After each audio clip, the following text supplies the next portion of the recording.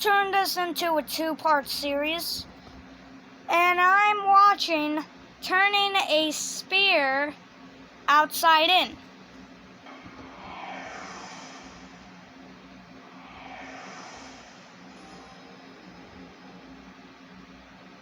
Hey, I read somewhere that mathematicians can turn a sphere inside out.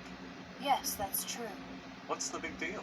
Just poke a hole in it and pull it through. Sure, but the point is to do it without making a hole. But then it seems impossible. You're right. You cannot do it with an ordinary sphere, like a basketball. You have to understand the rules of the game. This sphere is made of an abstract elastic material that can stretch and bend and pass through itself.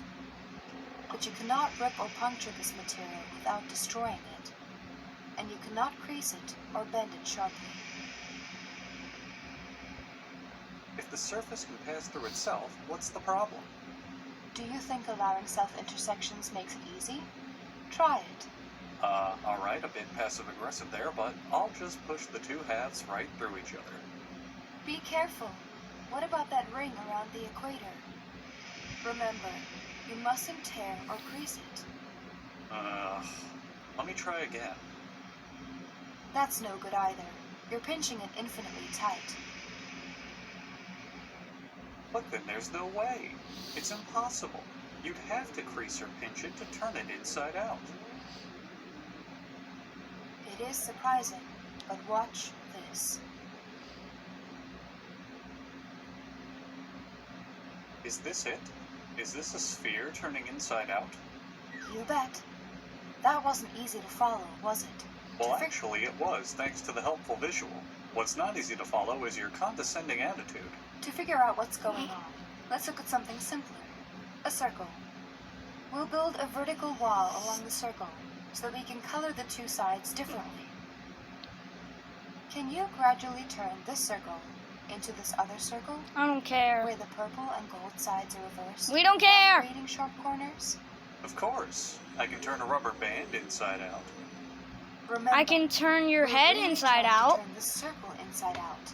We only built the wall so Head we can see the inside different out. sides. Well, no shit. You just explained that this is an example to look at something simple. Well, no shit. Well, no shit. We only built the wall so we could see the different sides. Well, no shit. You just explained that this is an example to look at something simpler. Alright, let me try. Watch out. That was a sharp bend. If we could make sharp bends in the material, we'd be able to turn any curve into any other by moving each point of the initial curve in a straight line toward a target point in the final curve.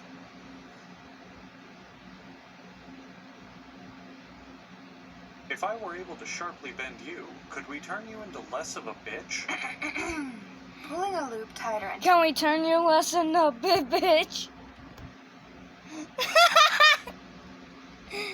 Can we turn you less than a bitch? And you, could we turn you into less of a bitch? Pulling a loop tighter and tighter is not really a gradual change. It's like having a corner in disguise, so it's against the rules. Well, if you can't have corners, and you can't pull loops tight, I think it's impossible to turn the circle inside out. Yes, you're right. Wait a minute. Am I supposed to believe you can turn a sphere inside out, but not a circle? Yes. There is something fundamental about curves that would have to change if you were to turn a circle inside out. And that something cannot change under our allowed motions. And what's that? I'll explain. Imagine a monorail atop the wall. Now, the rule about monorail traffic is... I know how a monorail works. Okay, are we just going to keep pouting like this? Are you here to learn how to turn a sphere inside out? Or are you here to whine and cry? On this track, the car is always turning left. As it goes around the circle once, it makes one full turn toward the left. But isn't perfect. It is. On a more complicated track, the car might sometimes be turning left. and sometimes right. But the net amount of turning after one complete circuit is always some number of full turns in one direction or the other. The number of full turns it makes toward the left is called the curve's turning number. Ah, turning number, because it's turning. Right, that's so clever. Did you come up with that yourself? For a curve where there is more turning toward the right than toward the left, the turning number is negative. Hey, and if there's no net turning, the turning number is 0. Right. I had a hard time following the net turning for this winding track. That's natural. But there's another Oh, way wait, to... fucking excuse me. I forgot that you, the overlord of science and... Oh, wait, fucking excuse me. It's winding track. That's natural. But there's another Oh, way wait, to... fucking... Oh, wait, fucking excuse Okay, me. You don't need to repeat it. Excuse me. I forgot that you, the overlord of science and geometry, struggled to grasp how us pathetic mortals can have difficulty with this simple venture. Okay, are you going to behave? Or am I done teaching you how to turn a circle inside out for the day? If we find every spot where the track is facing due east, the track is curving away from us. Viewed from here, it looks like a smile. Ooh, smiles. Ooh, yeah, it's like I'm a 4-year-old. At these places, the car It's will like be I'm a turning 4-year-old. left. At others, Smiles, it's like I'm a 4-year-old. curving toward us. At these points, the car will be turning right. The net number of full turns increases when the car passes a smile and decreases when it passes a frown. Starting at 0. 1, 2, 3, 4, 3, 2, and we finish with 3. The turning number is the number of smiles minus the number of frowns. I see. The turning number measures happiness.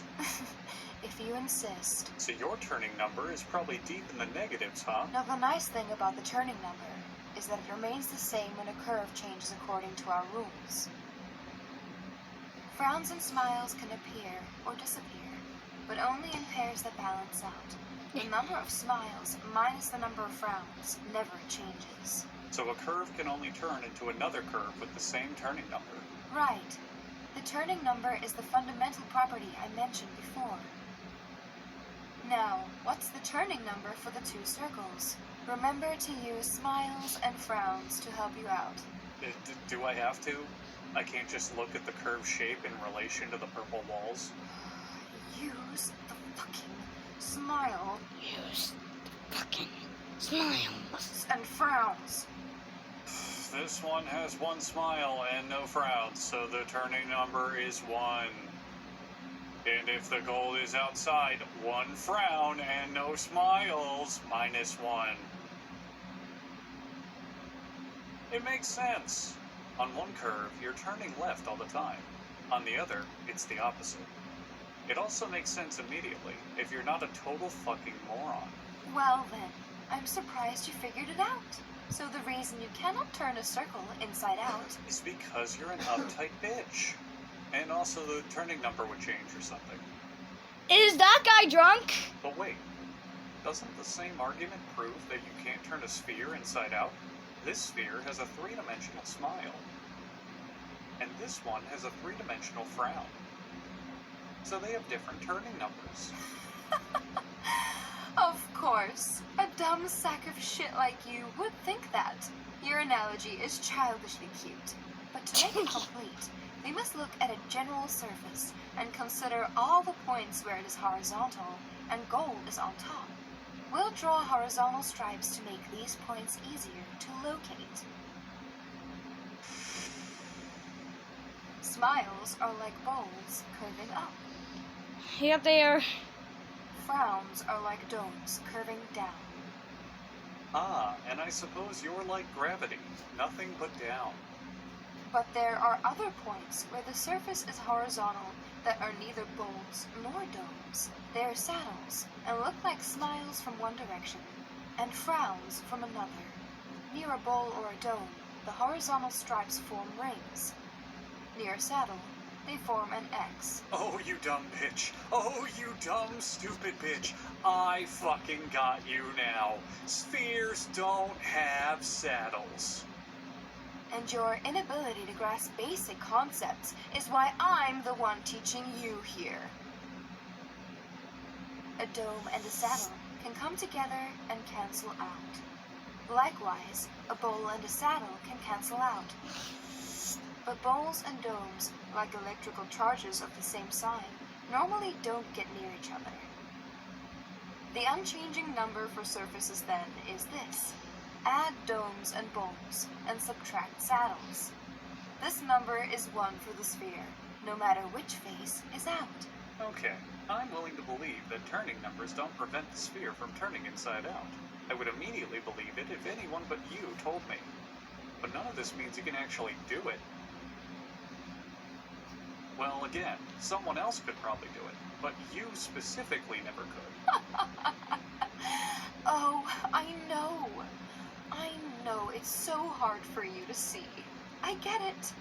You're trapped all alone with yourself inside that dumb, caveman-like brain of yours, rattling these concepts around in your skull back and forth, desperately, oh so desperately trying to grasp something beyond the basic perception you have of this universe. You know there's concepts out there beyond what you can see. Math that calculates things above the numbers you can count on your fingers.